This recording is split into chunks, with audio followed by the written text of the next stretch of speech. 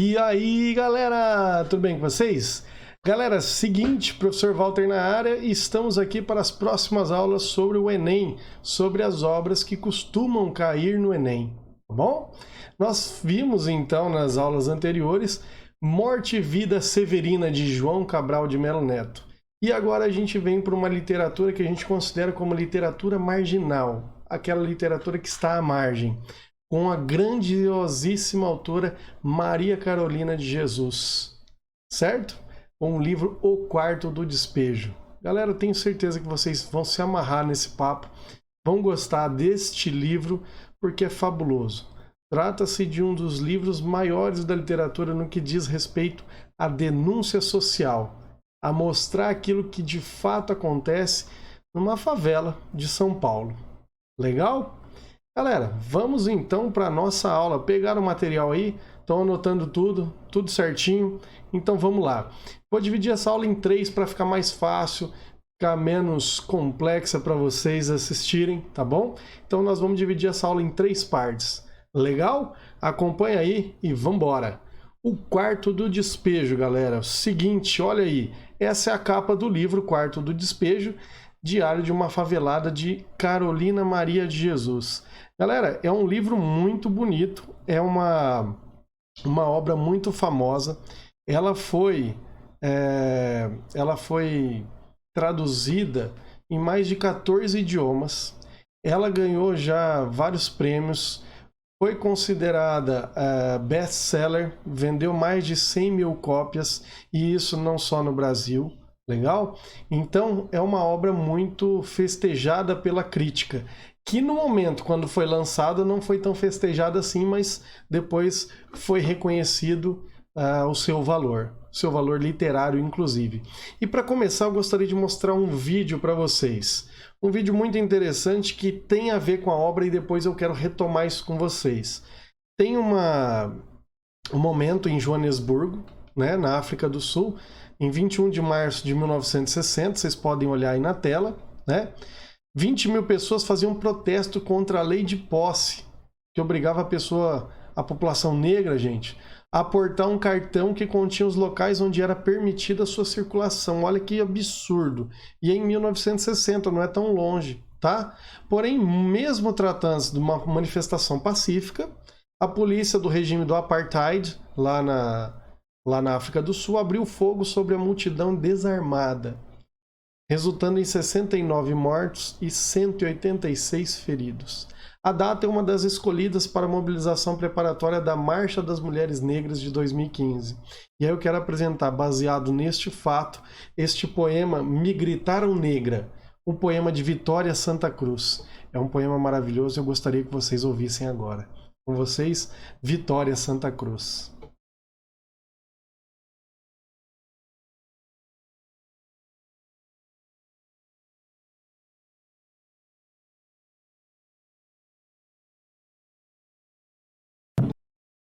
Galera, é isso que eu queria mostrar para vocês.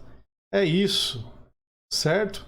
Deu para perceber a ideia que foi mostrada aí nesse vídeo? Vocês conseguiram compreender? Então, pensando nessa ideia dessa poeta famosíssima, né? A gente tem a Maria Carolina de Jesus. Carolina Maria de Jesus, acho que eu até errei falando para vocês, né? Eu queria mostrar para vocês, então, esse livro dela. E pensando nesta maravilhosa cena de uma poeta que diz que tinha vergonha de sair às ruas porque as pessoas olhavam para ela e falavam que era gente de cor, né? Como isso dói na alma da pessoa. Como isso dói na alma de quem é negro. E é exatamente por isso que eu quero trazer isso para vocês. Uma poeta, Carolina Maria de Jesus, negra, que não tinha o valor na sua época, mas que hoje ela é muito lembrada e ela cai até em provas como o Enem, né? E ela dizia o seguinte: quem não tem amigo, mas tem um livro, tem uma estrada. E essa frase é muito forte, muito bonita. E eu escolhi essa imagem para mostrar para vocês. Olha que bonito. Carolina Maria de Jesus. Vocês não vão se esquecer dessa mulher não, gente. A biografia dela é essa.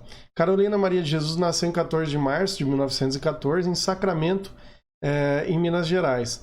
E ela morre em 1917, tá? Ela morre em 1917. E ela vem para São Paulo, então ela nasce lá em Minas, ela vem para São Paulo e ela começa a trabalhar, a viver numa favela, né? Ela foi uma mulher negra, pobre e escritora. É isso que eu quero que vocês olhem para cá, tá? No texto. Mulher negra, pobre e escritora. Então, ela estudou 2 anos numa escola paga pela mulher de um fazendeiro, quando era empregada, onde ela aprendeu a ler e escrever. 2 anos apenas. Ela migrou para São Paulo e passou a morar na favela do Canindé. Essa favela, galera, nem existe mais, tá? Mãe de 3 filhos, de pais diferentes, criou sozinha, catando papel na rua. Se negou a ser dependente de qualquer homem. Olha que mulher à frente de sua época, tá? Embora tenha estudado pouco, aprendeu o suficiente para ler livros que encontrava no lixo e escrever um diário contando sobre o dia a dia, como enxergava o mundo à sua volta. E aí nasce um dos melhores livros da literatura brasileira no que diz respeito ao diário. Então o livro dela é exatamente isso, tem a data, o dia, e todos os dias ela anota. Ela anotava em papéis que ela catava nos lixos. E aí ela anotava o que acontecia naquele dia e tal. Só que aí as pessoas perceberam que aquilo não era só um relato de um diário. Continha ali indícios e traços de uma literatura e de uma denúncia social muito forte, tá?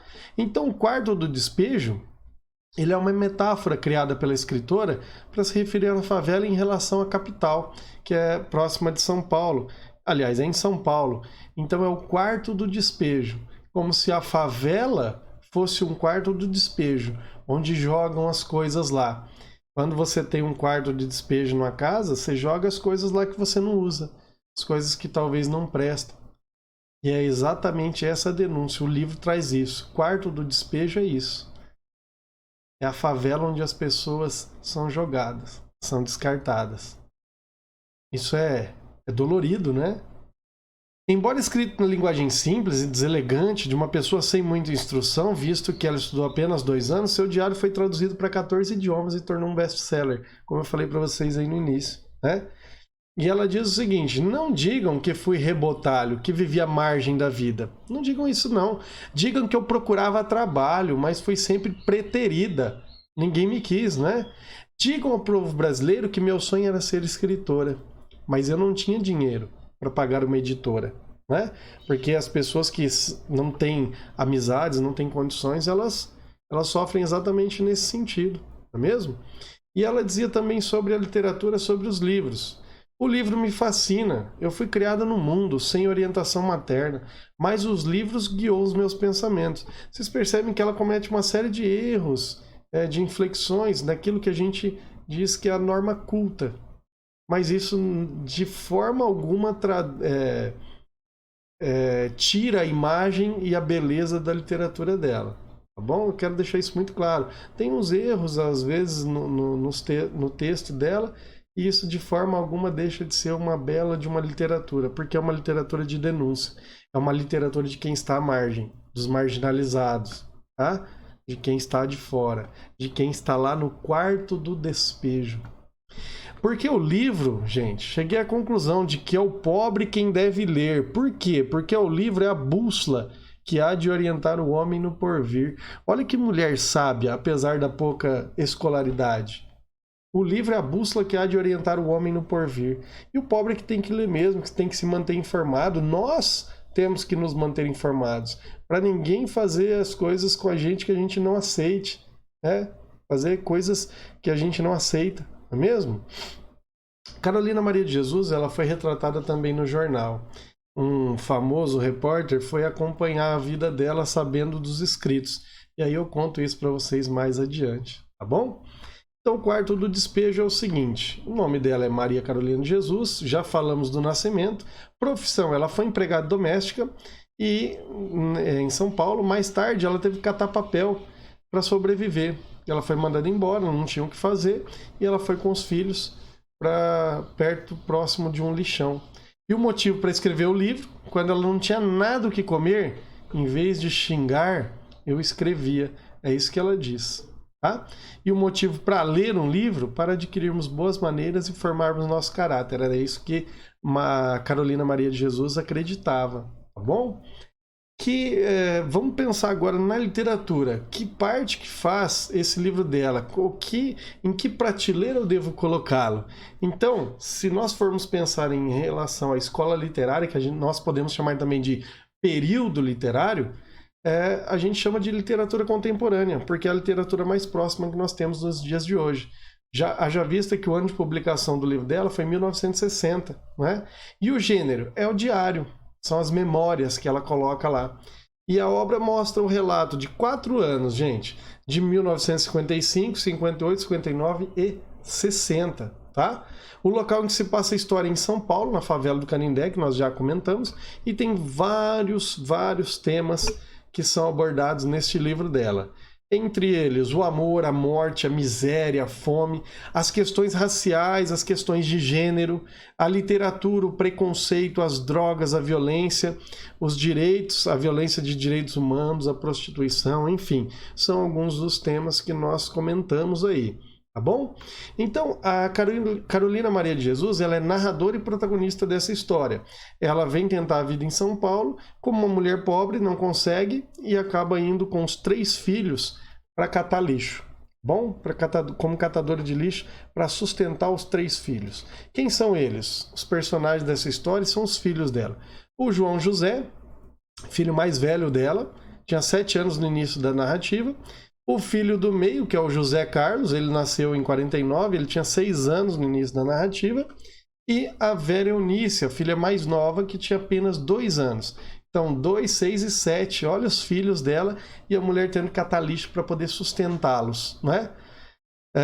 Desde cedo ela manifestava aversão à favela e gostava do luxo, né? A filha da Carolina Maria de Jesus, a Vera Eunice, que está aqui na foto, né? Percebe que ela está bem vestidinha e tudo.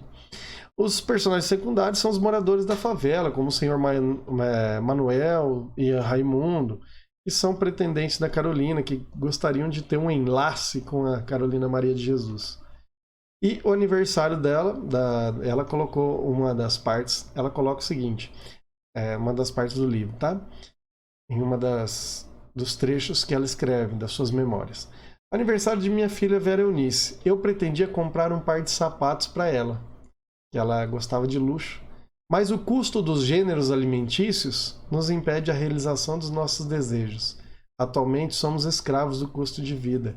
Então, quer dizer, ou ela escolhia comprar comida, ou ela escolhia comprar os sapatos da filha. Olha que triste, gente. É muito triste. E aí, a gente precisa olhar um pouco para o quarto do despejo. Então, vamos olhar um pouco sobre a obra da Carolina Maria de Jesus. Só que nós vamos deixar para daqui a pouco. Falei para vocês, nós vamos fazer em 3 partes e encerramos agora. Espero que vocês continuem, senhores, que este livro é fabuloso, tá bom? Um grande abraço para vocês. Até mais. Fica com Deus. Tchau, tchau. Valeu. Fui.